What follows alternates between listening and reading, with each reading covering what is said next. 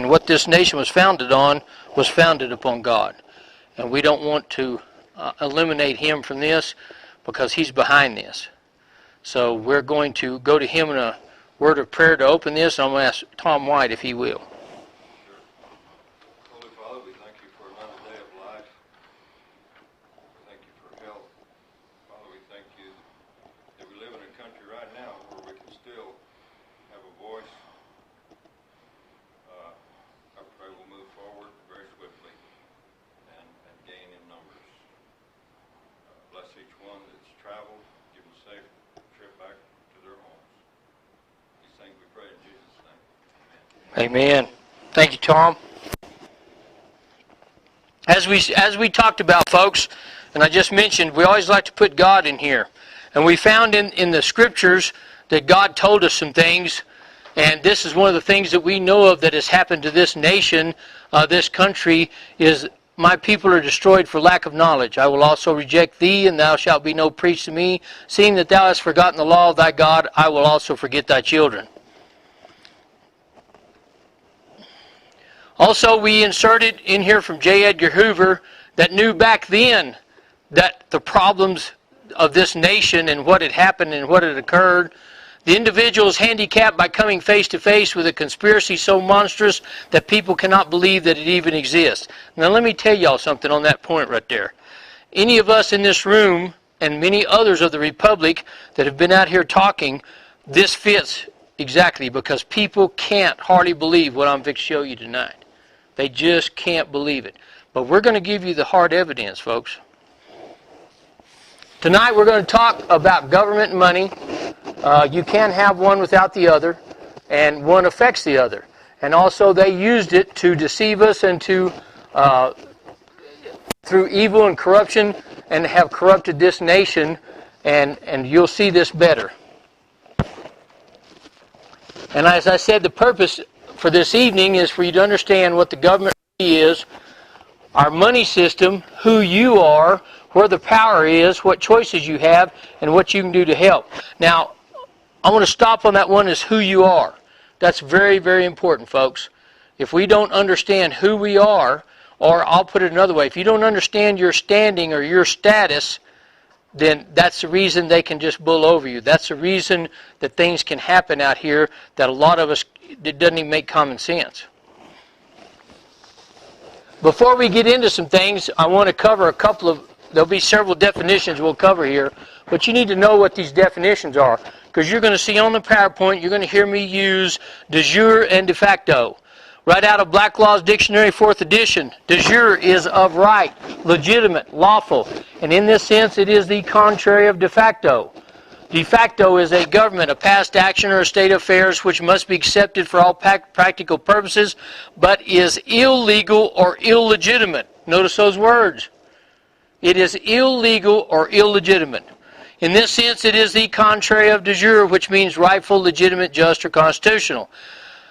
Thus, an officer, king, or government de facto is one who is in actual possession of the office or supreme power, but by usurpation or without lawful title. This right here we highlighted because that's exactly what you have today. The so-called, what everybody thinks is their government, is in office or possession of the office or the supreme power of this by usurpation. Okay? Also, we want to give you the definition of civil versus corporate. Civil, and you will see the definition there. It's originally pertaining or appropriate to a member of civitas or free political community, natural or proper to a citizen. Also relating to the community or to the policy and government of the citizens and subject of a state. Corporate, belonging to a corporation as a corporate name, incorporated as a corporate body. You'll see why we want to give you the definition of these. The U.S. government, tonight we're going to try to answer some of these questions for you and make it clear that whether it's de jure versus de facto, and we just went over those definitions of de jure versus de facto, civil versus corporate, when it was created. And those two dates you see, 1776 versus 1871, is very important dates. You'll see later on in the PowerPoint why. Question, is it a corporation? We will give you 28 USC, if you don't know what that means, that's United States Code, Title 28, subsection 3002. We're also going to come to where when Lincoln was president, the Civil War. Also, we're going to cover some points of the Constitution and those two little words, of versus for. The 13th and 14th Amendment and U.S. citizens. The U.S. government is a corporation. Question. Can we answer that? Can we find proof of that? Yes, we can. In the United States Code and the Congressional Records. The original United States has been usurped by a separate and different United States.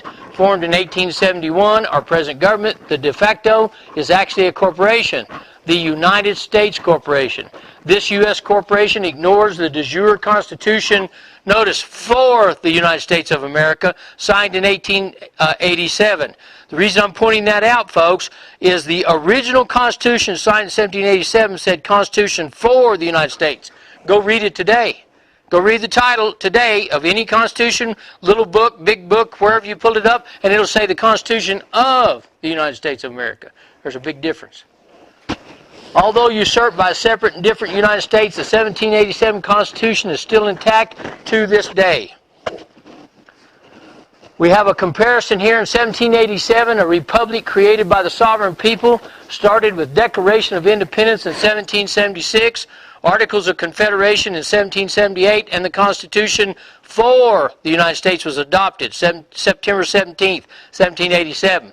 In 1871, a corporation of England incorporated by Presidential Legislative Act in 1871, 41st Congress, Session 3. You can go look it up in Chapter 62, page 419.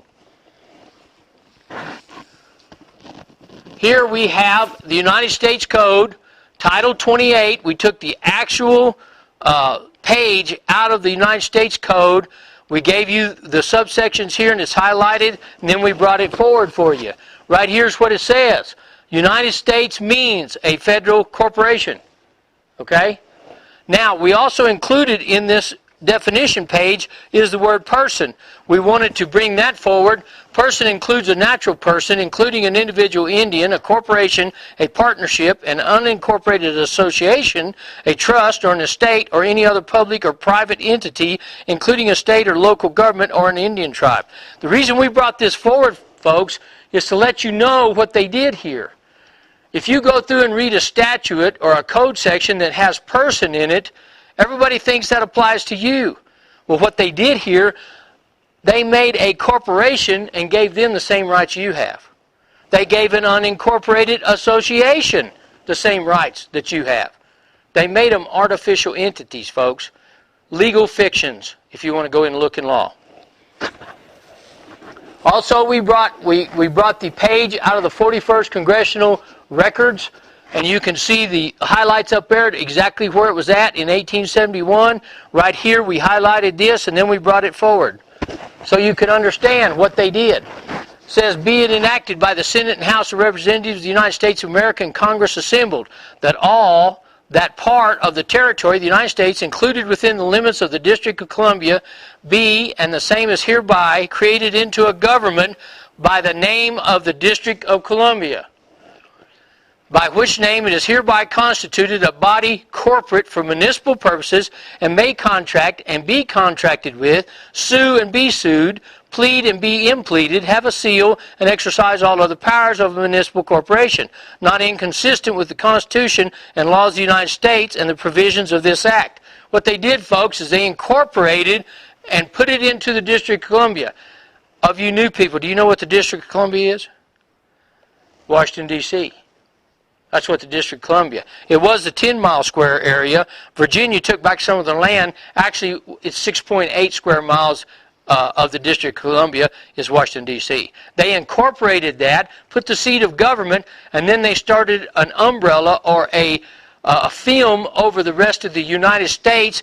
And what happened was people went to bed one night, and they woke up the next morning, their government had been changed, and they didn't even know it. Because the people wasn't asked to vote on it. By no means. This municipal corporation trademarked the names United States Government, United States, U period S period, USA with periods, and USA without periods, and America. Gradually, the jurisdiction of this corporate city government was extended to the 48 and now the 50 states, just what we was talking about. In 1788, January the 1st, the United States Dejure was officially bankrupt by the Dutch and English banks. That date, folks, is when it first happened. By the time the paperwork and everything was done and documented, you actually have, and when you go back and research the records, your actual bankruptcy became documented in 1791. You can't, anything you find all through history, they can enact or do different stuff. They always, it takes a few years or a couple years or whatever to bring it forth. But from 1788 to 1791 is the official time listed for the bankruptcy of the de jure United States. And in the first bankruptcy of 1788, the United States collateralized all public lands. If you don't know what that means, under bankruptcy, they had to put up collateral. International bankruptcies are reorganized every 70 years. Next slide. In 1860, Congress, the de jure Congress, was adjourned sine die when the southern states succeeded. Lincoln could not legally reconvene Congress. Now, we put this definition in here because a lot of people don't understand what sine die means. It's a term in law. There's the definition of it. Sine die means without day, without assigning a day for further meetings or hearing. In the operating documents of Congress, they could not adjourn without setting a date to re-adjourn. When the southern representatives of Congress from the southern states got up and walked out, that nullified Congress because there was not a date to re-adjourn. Reconvene, I'm sorry. Reconvene. Basically what happened here, folks, we just showed you that under the bankruptcy, the 70-year reorganization, in 1860, the latter part of 1860, the bankruptcy was coming back on review. It was coming back up because 70 years had passed. Okay?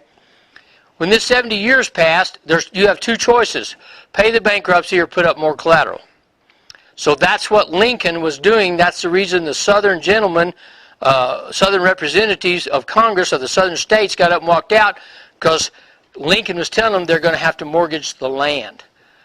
Okay? The southern gentleman said, you're not mortgaging our land and our crops because the crops are up on the land. Now, folks, when I was in school, I was never taught this. The only thing I heard about the Civil War was slavery and cotton. Cotton was the only little part that was the truth because cotton was a crop upon the land. In 1861, President Lincoln declared a national emergency and martial law which gave the president unprecedented powers and removed it from the other branches. This has never been reversed. How many of you in here have ever heard of executive orders? Okay? The first executive order issued was by Abraham Lincoln. That's because it went into a state of emergency and martial law to where all powers were taken and brought under him, and he could issue executive orders. Ever since Abraham Lincoln, there's been a state of emergency continually declared and kept in process. The president is actually a dictator. Okay? Now we're going to show you what else he is here in just a minute. Go ahead. Now we had the Civil War in 1861 that begun because Lincoln told those southern representatives that walked out of Congress, you can either voluntarily do this or we'll come down there by force and take it. Because the bankruptcy was due. So the Civil War began, folks. From 1864 to 1867, first let me tell you, the Civil War ended the latter part of 64, pretty much into the beginning of 65.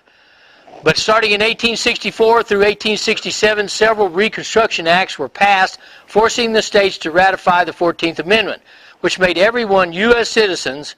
Now the persons have privileges and immunities. Let me stop there and explain a few things. In 1871, the final Reconstruction Act was passed, which took the people and basically set the corporation into fact, okay? In 1871, we read that, remember, back on the congressional deal. And that was due on the Reconstruction Act. Also, during the Civil War, all the southern states that fought from the south and then were beat were under martial law. They were under military rule. The 14th Amendment was brought up, and I was told in history the 14th Amendment was to free the slaves. I got news for you folks, it wasn't. It didn't free nobody, it enslaved everybody. Because it brought it in under this U.S. citizen. Okay? Go back just a minute, Kerry. The 14th Amendment, we highlighted here to show you exactly what the 14th Amendment is telling you. It creates, or at least recognizes for the first time, a citizenship of the United States. And it gives privileges and immunities of citizens of the United States and secures all persons. What United States do you think they're talking about, folks? The corporate, that's exactly right. And we give you the definitions of privilege and we give you of immunity that is stated up here in the 14th Amendment. The privilege or particular peculiar benefit or advantage enjoyed by a person or company or class. And it gives common advantages of other citizens. And then it goes through and talks about a right, power, franchise, or immunity. Immunity's definition is exemption as from serving in an office or performing duties which the law generally requires other citizens to perform. All your government out here has passed laws from way back yonder. They're still passing some laws. They have given all members of the corporation immunity. In other words, they can wrong us and they can't be held accountable.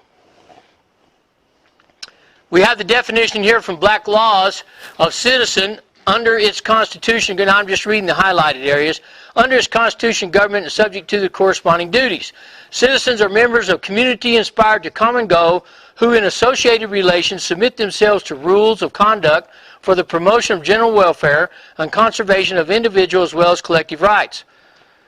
In American law, one who under the Constitution and laws of the United States or of a particular state is a member of the political community owing allegiance and being entitled to the enjoyment of full civil rights. Under here you have an amendment that was included. All persons born or naturalized in the United States and subject to the jurisdiction thereof are citizens of the United States and of the state wherein they reside. Again, I want to point out, what United States are they talking about? Corporate.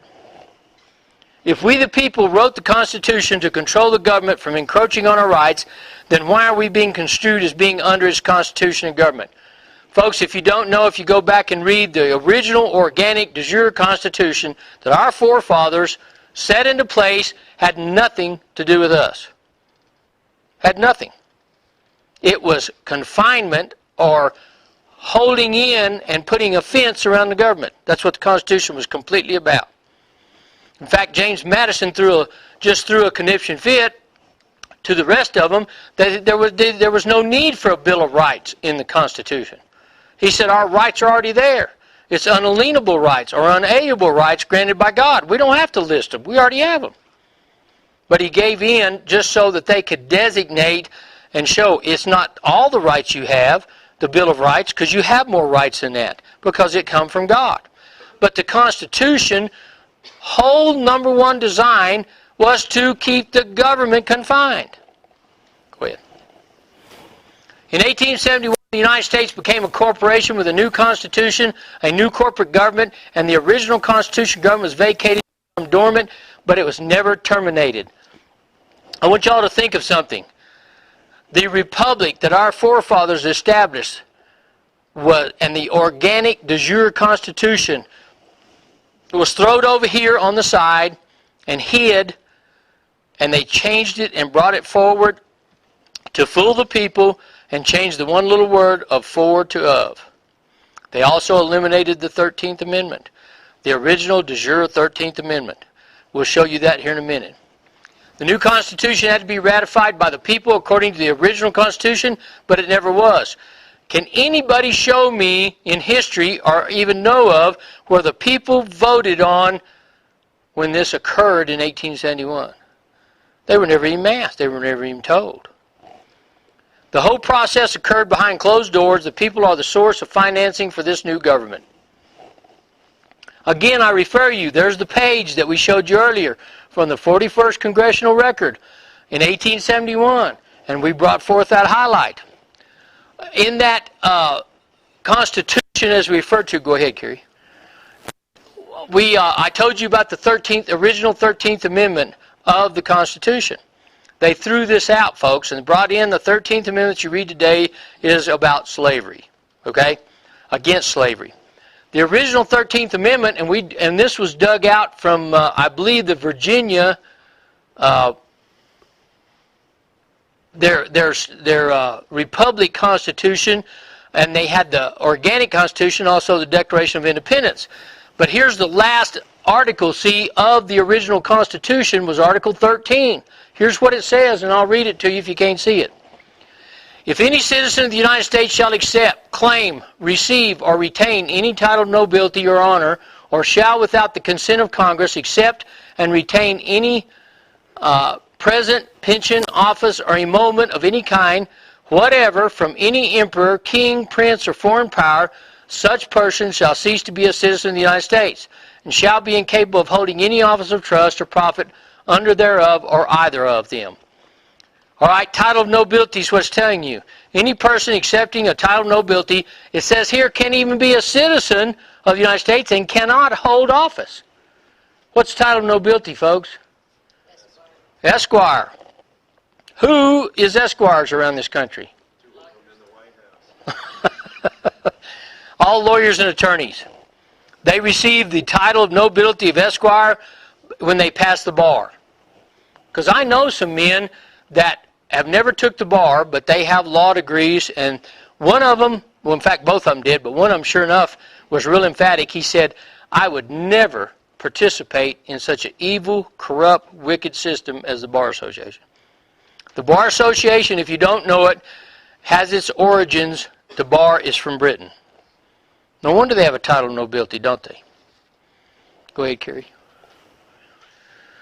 We want to come in here and tell you what God also says about these things. And I heard another voice from heaven saying, come out of her, my people, that you be not partakers of her sins, that you receive not of her plagues. This is and this is out of Revelations, folks. This talks very plainly to us today. I feel as Christian, and I'm going to give you my opinion, I feel as a Christian it's my duty to stand up against the evil and the wickedness that is occurring out here today. Go ahead, Kerry. Now we want to move ahead to 1913, the Federal Reserve Act. But we put this slide in here because of Mr. Wes Owens. Mr. Wes Owens has known this book right here that completely explains the Federal Reserve Act. And any of y'all that don't know what the Federal Reserve Act and what all entailed and how evil and corrupt it is, you can order this book, The Creature from Jekyll Island. If you don't know why it's named that, it's because that's where it occurred, was on Jekyll Island. It's an island on just right off the south coast of Georgia. One of the things is here's the number, if y'all want to write it down. One of the things, when you order this book, the man that you're ordering it from will send you a silver dollar. And let me tell y'all something. At the price of silver today, you're making money off this deal. But he wants the information out, okay? Let's wait. Everybody's trying to write it down. Wes, do you have anything to add to that? Praise the Lord, it still works. That's right. I don't know how many hundreds of dollars you've given away to them. That's right. Sometimes, folks, it's more important out here. And let me, while everybody's writing this down, I'll just give you this point. It's more important to bring the truth and the knowledge out here at no matter what cost it is, folks. And I'm going to tell you something. You got many sitting in this room tonight that have put forth the effort, stepped forward, and are spending out of their own pocket to put this republic and get it on its feet.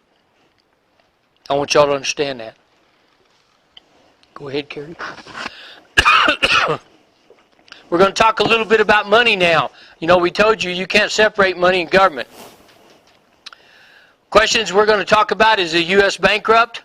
Do we have money today? Fractionalization, hypothecation, gold-backed, silver-backed, or controlled circulation.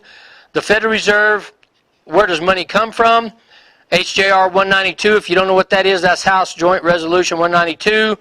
Public versus private on debt and debt itself. We also want to, put this in here from the Lord. It's telling us to trust in the Lord than to put confidence in man. That's one of the problems we have today. People that begin to put confidence in what man says and has forgotten what God said. Federal Reserve, and do we have money today, and what happened to the second pillar and the dollar sign? How many of you in here can remember the dollar sign used to have two pillars in it? How many of you know today that the dollar sign, everything you look on, whether it's in a bill or on your computer or whatever, is a dollar with one pillar?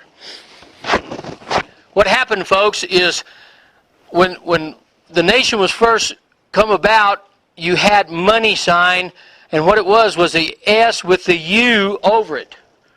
Okay? That was also, there was another designation, and that was for form and substance. Because our money, our forefathers was wise enough by what God taught, that you must have just and righteous weights and measurements. Doesn't matter, God never described what money to use.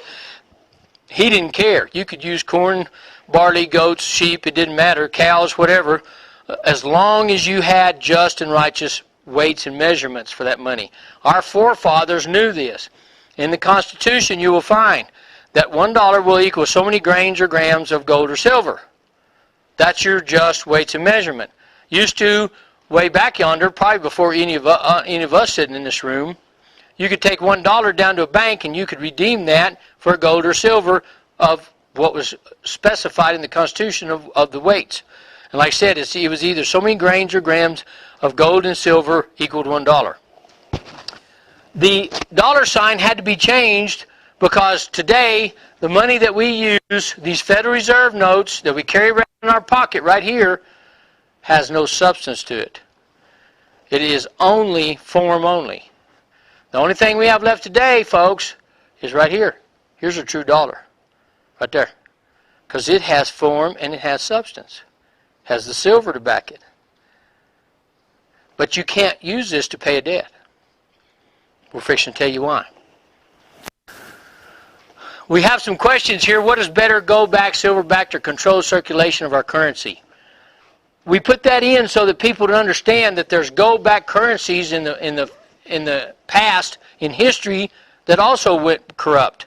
The key is to back it, but to control the circulation.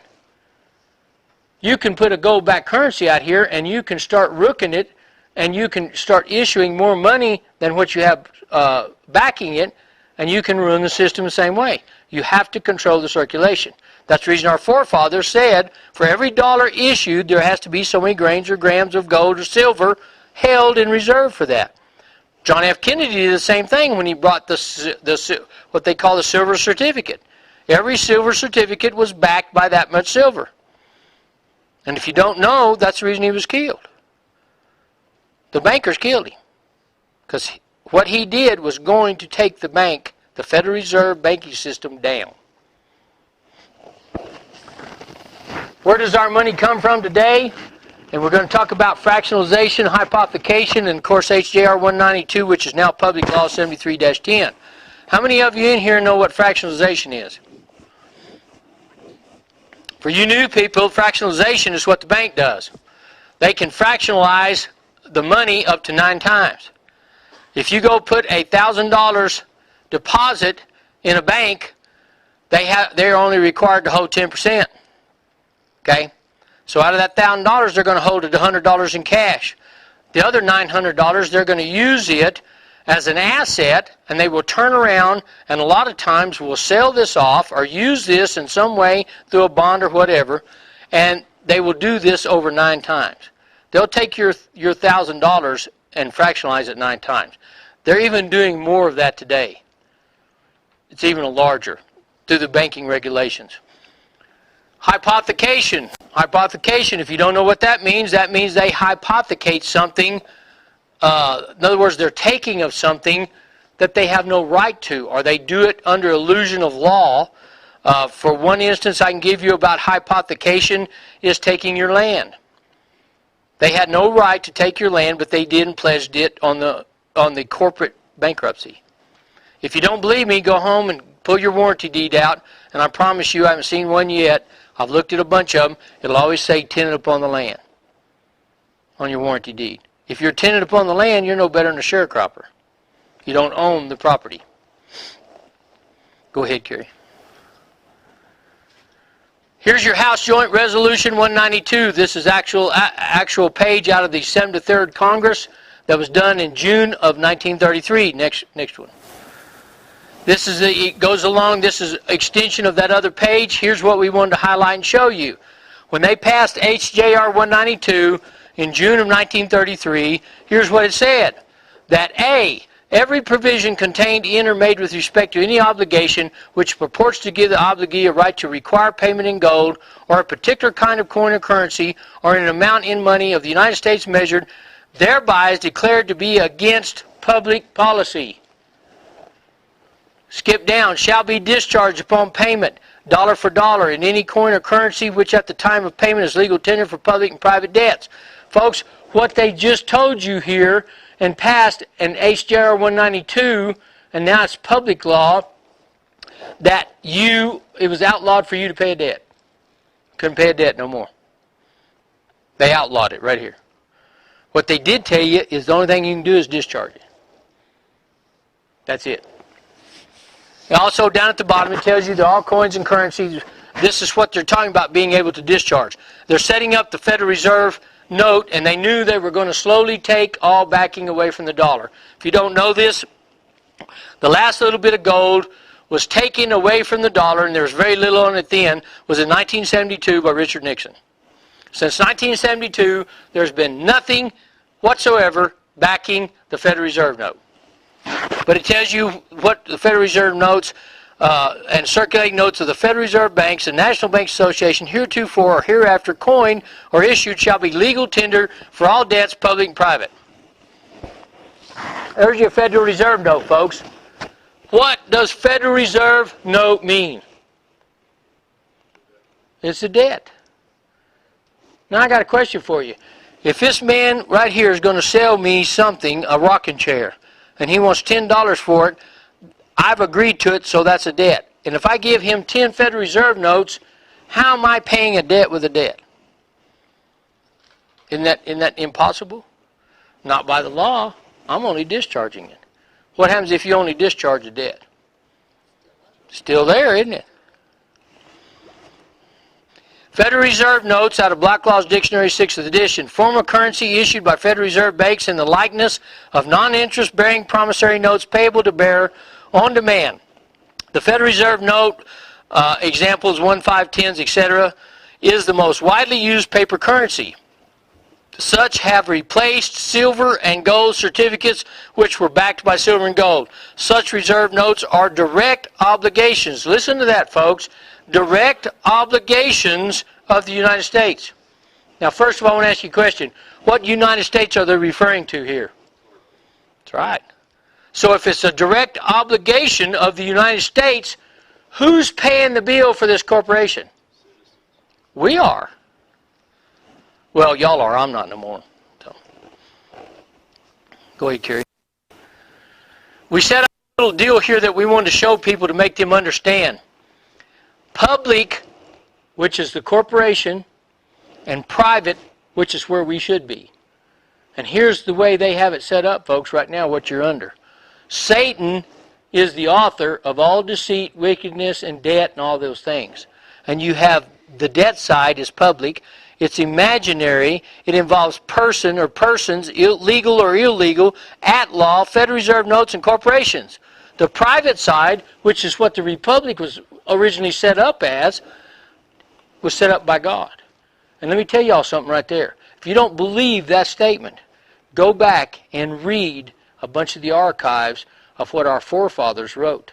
Go read the Fairfax Resolves. Go read many of the papers that was wrote by our forefathers.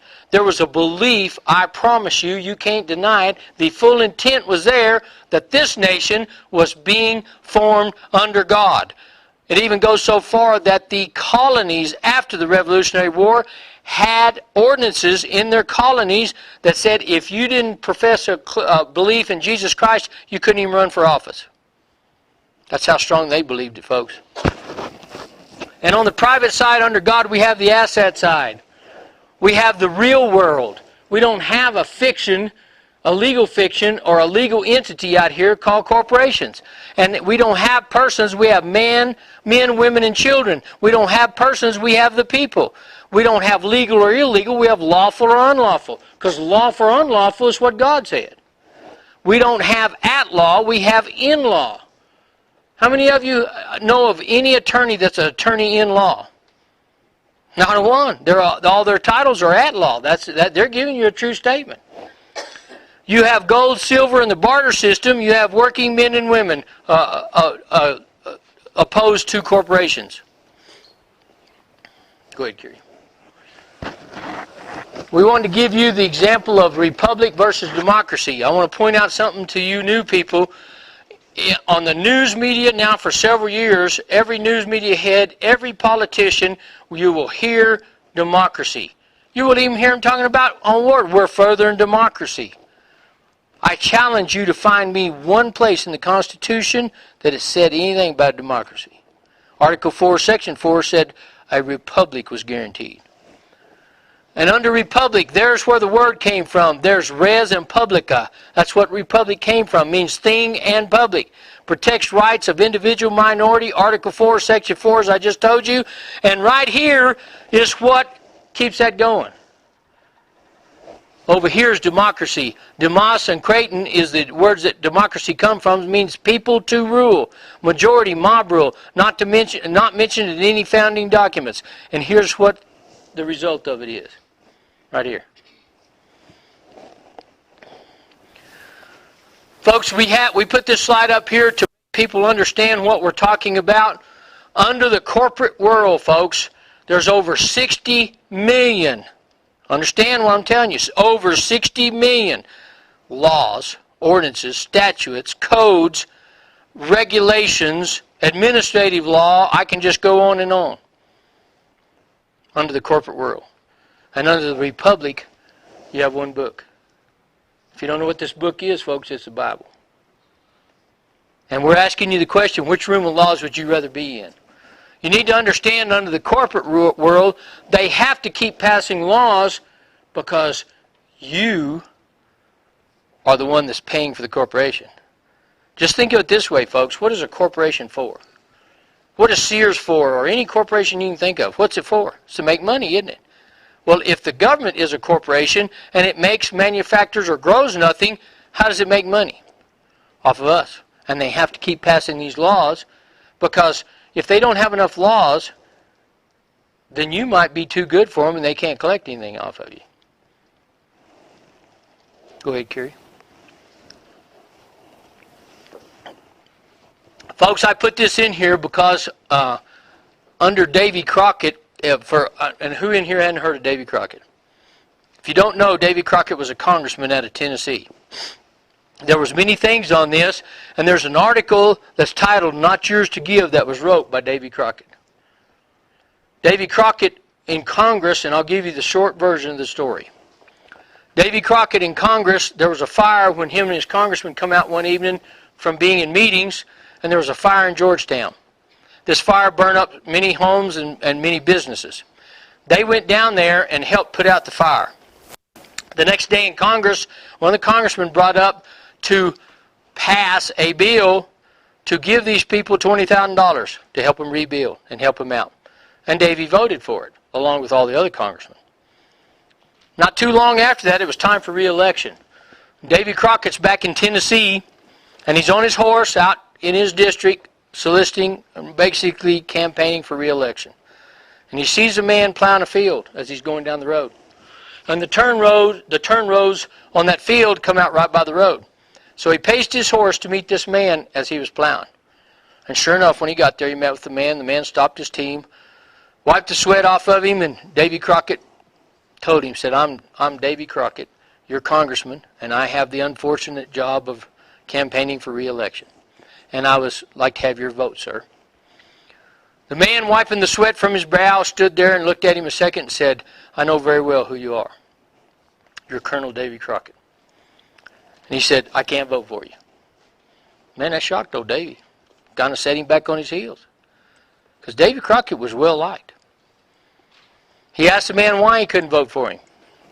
The man said, even though we're way out here in the middle of nowhere and I'm just a lowly farmer, he said, I believe it's my duty to keep up with what Congress is doing. And he said, also, I have studied the Constitution that was very well wrote. And he said, Mr. Crockett, you people passed a bill and give those folks in Georgetown that had that fire money from the people's treasury. And you had no authority to do that. No constitutional authority to give that money to those people. Davy Crockett, it just really got him, and he realized that this man knew what he was talking about. So he asked the man, he said, may I ask what your name is? The man told him his name was Horatio Bunce. Boy, that really set Davy Crockett back, because Davy Crockett had heard of this man. Never met him, but had heard of him. The reason he had heard of Horatio Bunce was because this man was well known throughout that community and throughout the state of Tennessee for being an honest, forthright, and on top of all of it, a Christian man. And he didn't profess to be a Christian, he lived it. That's the reason his reputation was well known. And Davy Crockett was so enthralled about what he said to him that he wouldn't vote for him, and knew what a great man this man was and the reputation he carried. He said, Mr. Bunce, would you please allow me to come to your home and visit with you? And maybe you can teach me. Evidently you know the Constitution better than I do. And he did.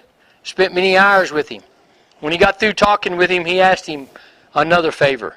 He said, Mr. Bunce, if you'll arrange a barbecue, I will pay for it. And if you'll gather all the people up and give me a chance to speak to the people, I will apologize and ask for their forgiveness for what I've done. Mr. Bunce says, we can do that. But he said, we may be lowly farmers, but it's after harvest and we can afford a barbecue. Make a long story short, a barbecue was held. About 1,000 people attended that barbecue. And by Davy Crockett's own words, he said it's the best speech he ever gave because it came from the heart. And he told the people and begged their forgiveness and told them if they would take one more chance on him and re-elect him, he gave them his word. He would not allow that to happen again. And Davy Crockett was re-elected.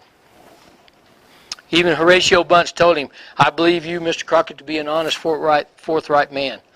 And because of his apology and because of his earnestly in what he was telling them, he was re-elected. And when he was back in Congress, wasn't too long after he's back in Congress, there was a widow woman that her husband had been a soldier of war. And she was a widow now, and her house burnt down. And a congressman got up and trying to get a bill passed to get money to help this widow. Davy Crockett got up and addressed Congress and told them what he'd learned. And told them we do not have the authority. We do not have the right to give away the people's money, to take from the people's treasury for what the Constitution describes and tells us what we must do. And he told them all, he said, every one of us in here and many in here that are congressmen are much richer than I am, and a week's pay would be nothing to them. But he said, I will pledge a week's pay to give to this woman, and if every man in here would do that, would be plenty enough to help her out. We have that right because we're pledging our own money, not the people's money. So Davy Crockett learned, didn't he? Now the moral of this story, and the reason I put it in here, folks, is it's not the moral is not Davy Crockett. The moral is Horatio Bunce. Horatio Bunce was a Christian man and knew his duty to look at these things and to stand up. And he did, didn't he? And it made a difference that time. But if every one of us would have took that duty seriously, I very seriously doubt our country would be in the shape it's in today. We'd have stopped a bunch of this stuff going on years and years ago. Folks, America's at a crossroads right now. I want you to know a change has already been made in the right direction for our future generation. That change is, folks, we have re-inhabited the Republic. And the whole reason for this PowerPoint is to give you knowledge and to tell you we need your help. And if you're not willing, that's just fine. It's by every person's choice. Because we're going forward. And I want to tell you right now, I was in Kansas City this past weekend at a governor's convention. The president was there, and there was many things. I'm here to tell you, folks, it's moving forward. It's not going to be no rose petal trip, I promise you. But we have things happening. And great things are fixing to happen. And we want everybody to come on. We want everybody to come back to the republic where we should have been to begin with. And the people is the power. You need to understand that. The people is the power. If the people will stand up and do what we're doing, because what we found out, and it wasn't me, folks, it was some smarter men than me. They realized it was so easy. The republic has been sitting over here vacant. Think of it as a room that you've abandoned, and it's full of cobwebs and dust, and all the furniture's covered in sheets. That was the republic, folks. All we had to do is re-inhabit it, because they couldn't destroy it. From our president, James Timothy Turner, he has talked to many heads of other nations. He has talked to many other people, and let me tell you all this. He's been told by these people, the organic Dejure Constitution is the most powerful document on this earth. And we've got it, folks. We've got it. There's a website, so you can go in and look. This is the national website. This is the New Mexico website. And this email is to our communications secretary that was duly elected by the people of the Republic. If you have any questions or you want to contact it, here's all the information so you can do that. And you can go in here and read a lot of things on what the Republic stands for. A lot of the things that we've covered tonight is on that website.